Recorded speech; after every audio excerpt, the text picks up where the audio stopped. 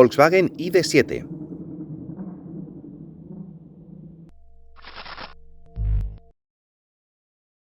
Muy buenas, bienvenidos de nuevo al canal de Kilómetro 77. Hoy estamos en el circuito para realizar la prueba de esquiva y de slalom con este vehículo. Esto es un Volkswagen ID.7, es un vehículo eléctrico, es la berlina eléctrica más larga de Volkswagen, estamos hablando de casi 5 metros de longitud por 1,86 de anchura. Esta versión tiene un único motor eléctrico situado en el eje posterior que mueve las ruedas traseras, por tanto es tracción trasera, 286 caballos y estamos hablando de una masa de más de 2 toneladas, no me sé la cifra concreta ahora mismo, pero superior a 2 toneladas. La batería, 91 kWh, situada entre ambos ejes de ruedas, una batería de las grandes. Neumáticos, muy importante, tenemos cinturato P7 en las 4 esquinas, Pirelli cinturato P7, en medidas 235/45 sobre llanta de 20 pulgadas y si nos vamos al eje trasero tenemos una medida superior de 255/40 sobre llanta también de 20 pulgadas. Bien, hechas las presentaciones pertinentes, vamos a ver qué tal realiza ambos ejercicios. Vamos a verlo. El Volkswagen ID.7, por el momento, está disponible únicamente con el citado motor de 286 caballos y la batería de 77 kWh. Sin embargo, antes de que finalice 2024, Volkswagen pondrá a la venta el ID.7 GTX, que es una versión con 2 motores, tracción total y 340 caballos. El ID.7 GTX tiene una batería de 91 kWh totales, de los cuales 86 son aprovechables. Esta es la batería que hace un momento os he comentado a pie de pista y que estará disponible también para la versión de 286 caballos en un momento que todavía no conocemos. Con ella la autonomía homologada será de unos 700 kilómetros. A fecha de edición de este vídeo, el ID.7 de tracción trasera y 286 caballos está en venta por 52.175 euros. Es más caro que posibles alternativas como un BYD Seal y un Tesla Model 3, y más barato que otras como un BMW i4, un Hyundai Ioniq 6 o un Polestar 4. Del ID.7 hay además una variante de carrocería familiar llamada ID.7 Tourer, que es igual de larga que la berlina, pero tiene un poco más de maletero y de espacio para la cabeza en la segunda fila de asientos. En cualquier caso, todos estos temas los tratamos con mayor detalle en la web, en kilometro77.com. Lo que vamos a ver ahora es cómo ha rendido esta unidad de Volkswagen ID.7 en el circuito.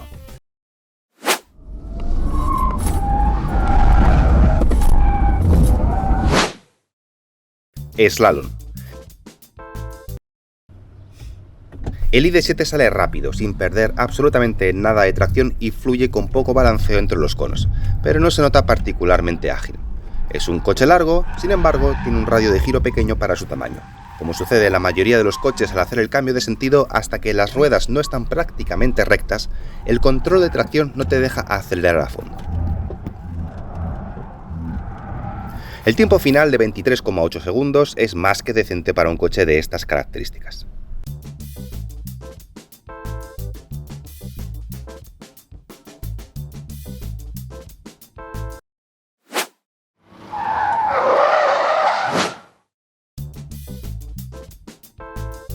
Maniobra de esquiva.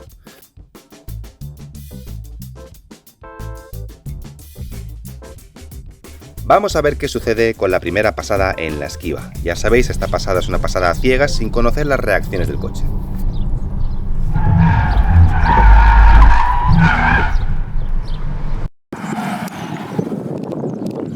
Muy buenas. Bueno, primera pasada ha sido exitosa, aparentemente, no he tirado ningún cono, aunque ha habido un poco de trampa porque he entrado como a 73-74 km por hora, cuando lo que tenemos establecido es que en este primer intento lo hagamos a 77 km por hora, pero bueno, ya sabemos que al menos a esa velocidad lo hace. El coche en este primer intento he tenido la sensación, la impresión de que tenía mucha intervención de los controles de estabilidad, el cinturón te aprieta muchísimo, es un poco incómodo y yo creo que lo podré pasar un poco más, a lo mejor 75 km por hora, 76, no sé, es cuestión de cogerle un poco el truco. Pero bueno, vamos a seguir probando a ver qué ocurre, así que venga, vamos al lío. Pues no, esta primera fue la única que realicé limpia. El resto de intentos fueron fallidos. Había mucho subviraje a la salida del segundo tramo de conos y eso me impidió completar una pasada limpia a más de 74 km/h. La intervención de las ayudas electrónicas es muy notable, pero no ejecutan su labor con tanta precisión como en otros modelos con ayudas electrónicas tan intervencionistas. Por todo lo demás, no hay queja en cuanto a las reacciones dinámicas del Volkswagen ID.7. Y hasta aquí las pruebas en circuito. Ya tenéis vosotros los resultados, lo sabéis mejor que yo ahora mismo aquí a pie de pista. Yo solo os puedo dar aquí mis impresiones, lo que he sentido a bordo del ID.7 en ambos ejercicios. Voy a empezar por el slalom. En el slalom es un coche que no se nota particularmente ágil, va bien entre los conos, tiene una fluidez corriente normal. Lo mejor de este coche es cómo gira muy poco espacio, para ser un vehículo de casi 5 metros, gira bastante bien en pocos metros. Lo que sí he notado es que en la tercera pasada, en el tercer intento que he hecho, la frenada se me ha alargado más que en las dos primeras pasadas. Se notaba como que los frenos estaban empezando ya a agotarse y he ido cambiando entre los diferentes ajustes de suspensión y sí que se nota que en el ajuste más firme el coche tiene un tacto un poco más directo, balancea un pelín menos y parece un poco más preciso y más competente en este ejercicio. Bien, pasemos ahora a la esquiva. En la esquiva la velocidad no ha sido alta, de hecho creo que la única pasada que he hecho limpia ha sido la primera de todas y ha sido a 74 km/h aproximadamente. Aquí el coche, no voy a decir que sea torpe, pero sí que no se nota ágil, tiene bastante subviraje del eje delantero obviamente, tiene también una intervención acentuada de las ayudas electrónicas a la conducción.